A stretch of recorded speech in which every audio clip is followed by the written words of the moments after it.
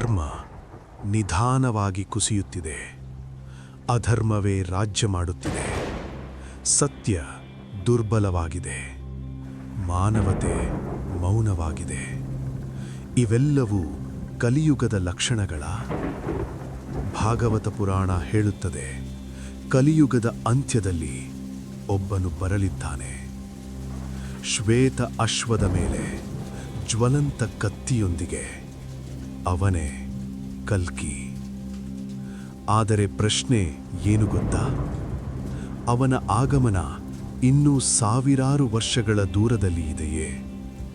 ಅಥವಾ ನಾವು ಈಗಲೇ ಅಂತ್ಯದ ಪ್ರಾರಂಭವನ್ನು ನೋಡುತ್ತಿದ್ದೇವೆಯೇ? ಇಂದು ನಾವು ಶಾಸ್ತ್ರ, ಭವಿಷ್ಯವಾಣಿ ಮತ್ತು ಇಂದಿನ ಜಗತ್ತಿನ ಸ್ಥಿತಿಯನ್ನು ಹೋಲಿಸಿ ಒಂದು ಗಂಭೀರ ಪ್ರಶ್ನೆಗೆ ಉತ್ತರ ಹುಡುಕಲಿದ್ದೇವೆ. ಕಲ್ಕಿ ಯಾರು? ವಿಷ್ಣುವಿನ ದಶಾವತಾರಗಳಲ್ಲಿ ಅಂತಿಮ ಅವತಾರ ಕಲ್ಕಿ. ಭಾಗವತ ಪುರಾಣ, ವಿಷ್ಣು ಪುರಾಣ, ಕಲ್ಕಿ ಪುರಾಣಗಳಲ್ಲಿ ವಿವರಿಸಲಾಗಿದೆ. ಶಾಸ್ತ್ರಗಳು ಹೇಳುತ್ತವೆ, ಕಲ್ಕಿ ಶಂಭಲ ಎಂಬ ಗ್ರಾಮದಲ್ಲಿ ಜನಿಸುತ್ತಾನೆ. ಅವನ ತಂದೆ ವಿಷ್ಣು ಯಶ. ಅವನು ಧರ್ಮವನ್ನು ಪುನಃಸ್ಥಾಪಿಸಲು ಬರುತ್ತಾನೆ. ಕಲಿಯುಗವನ್ನು ಅಂತ್ಯಗೊಳಿಸಿ ಸತ್ಯಯುಗವನ್ನು ಆರಂಭಿಸುತ್ತಾನೆ. ಆದರೆ ಇಲ್ಲಿ ಒಂದು ದೊಡ್ಡ ಪ್ರಶ್ನೆ. ಕಲಿಯುಗದ ಸಂಪೂರ್ಣ ಅವಧಿ 4,32,000 ವರ್ಷಗಳು. ನಾವು ಈಗ ಸುಮಾರು 5,000 ವರ್ಷ ಮಾತ್ರ ಕಳೆದಿದ್ದೇವೆ. ಹಾಗಾದರೆ ಅವನ ಆಗಮನ ಈಗಲೇ ಸಾಧ್ಯವೇ? ಅಥವಾ ಈ ಸಂಖ್ಯೆಗಳ ಹಿಂದೆ ಇನ್ನೊಂದು ಗೂಢಾರ್ಥವೇ ಇದೆಯೇ? ಕಲಿಯುಗದ ಲಕ್ಷಣಗಳು. ಭಾಗವತ ಪುರಾಣ 12ನೇ ಸ್ಕಂಧದಲ್ಲಿ ಕಲಿಯುಗದ ಲಕ್ಷಣಗಳನ್ನು ವಿವರಿಸಲಾಗಿದೆ. ಶಾಸ್ತ್ರದಲ್ಲಿ ಹೇಳಿರುವ ಕೆಲವು ಲಕ್ಷಣಗಳು. ಧರ್ಮ 4 ಕಾಲುಗಳಲ್ಲಿ 1 ಕಾಲಿಗೆ ಇಳಿಯುತ್ತದೆ. ಸತ್ಯಕ್ಕಿಂತ ಹಣ ಮಹತ್ವ ಪಡೆಯುತ್ತದೆ. ಮದುವೆಗಳು ಪ್ರೀತಿಯಲ್ಲ, ಲಾಭಕ್ಕಾಗಿ. ನಾಯಕರು ಸೇವಕರಲ್ಲ, ಶೋಷಕರು. ಕುಟುಂಬಗಳು ಕುಸಿಯುತ್ತವೆ. ಮಾನವ ಆಯುಷ್ಯ ಕಡಿಮೆಯಾಗುತ್ತದೆ. ಪ್ರಕೃತಿ ಅಸ್ಥಿರವಾಗುತ್ತದೆ. ಇವೆಲ್ಲವೂ ಇಂದು ನಮ್ಮ ಸುತ್ತಲೂ ಕಾಣುತ್ತಿವೆಯೇ? ಭ್ರಷ್ಟಾಚಾರ, ಯುದ್ಧಗಳು, ಮಾನಸಿಕ ಅಶಾಂತಿ, ಪ್ರಕೃತಿ ವಿಪತ್ತುಗಳು, ಆಧ್ಯಾತ್ಮಿಕತೆಗಿಂತ ವಸ್ತು ಪ್ರಧಾನತೆ. ಇವು ಕೇವಲ ಚಕ್ರದ ಒಂದು ಭಾಗವೇ? ಅಥವಾ ಕಲಿಯುಗದ ತೀವ್ರ ಹಂತವೇ? ಸಮಯದ ರಹಸ್ಯ. ಹಿಂದೂ ಕಾಲಗಣನೆ ರೇಖೀಯವಲ್ಲ, ಚಕ್ರಾಕಾರವಾಗಿದೆ. ಸತ್ಯ, ತ್ರೇತ, ದ್ವಾಪರ, ಕಲಿ, ಮತ್ತೆ ಸತ್ಯ. ಆದರೆ ಕೆಲ ಯೋಗಿಗಳು ಹೇಳುತ್ತಾರೆ, ಈ 4,32,000 ವರ್ಷಗಳು ನಿಜವಾಗಿಯೂ ಭೌತಿಕ ವರ್ಷಗಳೇ? ಅಥವಾ ಇದೊಂದು ಆಧ್ಯಾತ್ಮಿಕ ಅಳತೆಯೇ? ಕೆಲವರು ನಂಬುತ್ತಾರೆ, ಕಲಿಯುಗದ ಅಂಧಕಾರ ಈಗ ವೇಗವಾಗಿ ಹೆಚ್ಚಿಸುತ್ತಿದೆ.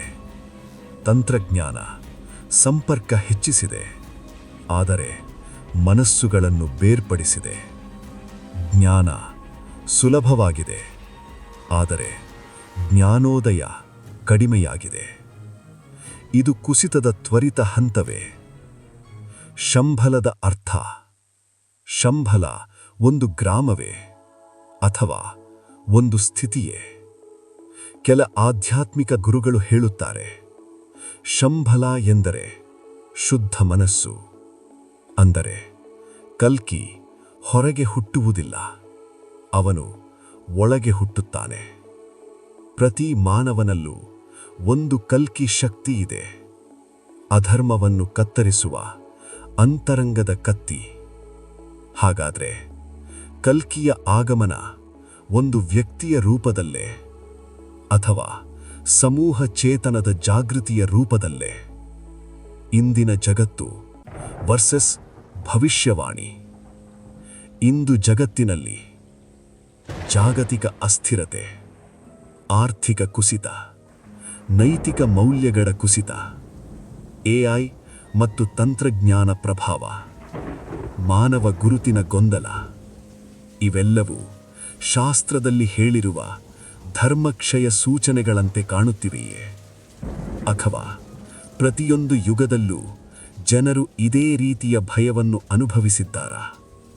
ಇತಿಹಾಸ ನೋಡಿದರೆ ಮಹಾಭಾರತ ಯುದ್ಧ, ರೋಮನ್ ಸಾಮ್ರಾಜ್ಯದ ಕುಸಿತ, ವಿಶ್ವಯುದ್ಧಗಳು, ಪ್ರತಿಯೊಂದು ಕಾಲದಲ್ಲೂ ಜನರು ಇದು ಅಂತ್ಯ ಎಂದು ಭಾವಿಸಿದ್ದರು. ಆದರೆ ಮಾನವ ಕುಲ ಮುಂದುವರಿತು. ಹಾಗಾದರೆ ಈ ಬಾರಿ ವಿಭಿನ್ನವೇ? ಸೂಕ್ಷ್ಮ ಸೂಚನೆಗಳು. ಶಾಸ್ತ್ರಗಳು ಹೇಳುತ್ತವೆ, ಕಲ್ಕಿ ಬರುವ ಮುನ್ನ ಸತ್ಯವನ್ನು ಹುಡುಕುವವರು ಹೆಚ್ಚಿಸುತ್ತಾರೆ, ಅಸತ್ಯ ಬಹಿರಂಗವಾಗುತ್ತದೆ, ಮೌಲ್ಯಗಳ ಮರುಪರಿಶೀಲನೆ ಆರಂಭವಾಗುತ್ತದೆ.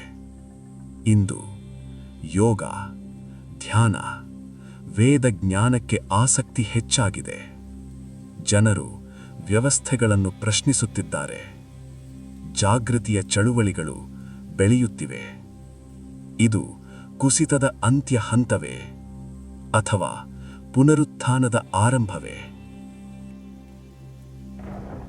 ಕಲ್ಕಿ ಒಂದು ಭವಿಷ್ಯದ ಯೋಧನೆ ಅಥವಾ ಒಂದು ಆಂತರಿಕ ಕ್ರಾಂತಿಯ ಸಂಕೇತವೇ? ಬಹುಶಃ ಕಲ್ಕಿಯ ಆಗಮನ ದಿನಾಂಕಗಳಿಂದ ನಮ್ಮ ಸಿದ್ಧತೆ ಮುಖ್ಯ. ಧರ್ಮ ಕುಸಿದಾಗ ಪ್ರತಿ ಯುಗದಲ್ಲೂ ಒಂದು ಶಕ್ತಿ ಉದಯಿಸುತ್ತದೆ. ಅದು ಕೃಷ್ಣವಾಗಿರಬಹುದು, ಅದು ರಾಮವಾಗಿರಬಹುದು, ಅಥವಾ ಅದು ನಾವೇ ಆಗಿರಬಹುದು. ಪ್ರಶ್ನೆ ಏನು ಗೊತ್ತಾ? ಗಾಡ್ ಗಾಡ್ ಗಾಡ್ ಕಲ್ಕಿ ಯಾವಾಗ ಬರುತ್ತಾನೆ? ಅಲ್ಲ, ನಾವು ಧರ್ಮಕ್ಕಾಗಿ ಎದ್ದೇಳುವ ಸಮಯ ಯಾವಾಗ? ಕಲಿಯುಗದ ಅಂಧಕಾರ ಒಬ್ಬ ಯೋಧನನ್ನು ಕಾಯುತ್ತಿದೆಯೇ, ಅಥವಾ ಲಕ್ಷಾಂತರ ಜಾಗೃತ ಮನಸ್ಸುಗಳನ್ನು? ನಿಮ್ಮ ಅಭಿಪ್ರಾಯವೇನು? ಕಲ್ಕಿಯ ಆಗಮನ ಸಮೀಪದಲ್ಲಿದೆಯೇ, ಅಥವಾ ಇದು ಮಾನವ ಚೇತನದ ಹೊಸ ಅಧ್ಯಾಯವೇ? ಕಾಮೆಂಟ್ನಲ್ಲಿ ತಿಳಿಸಿ. ಓಂ ನಮೋ ನಾರಾಯಣಾಯ.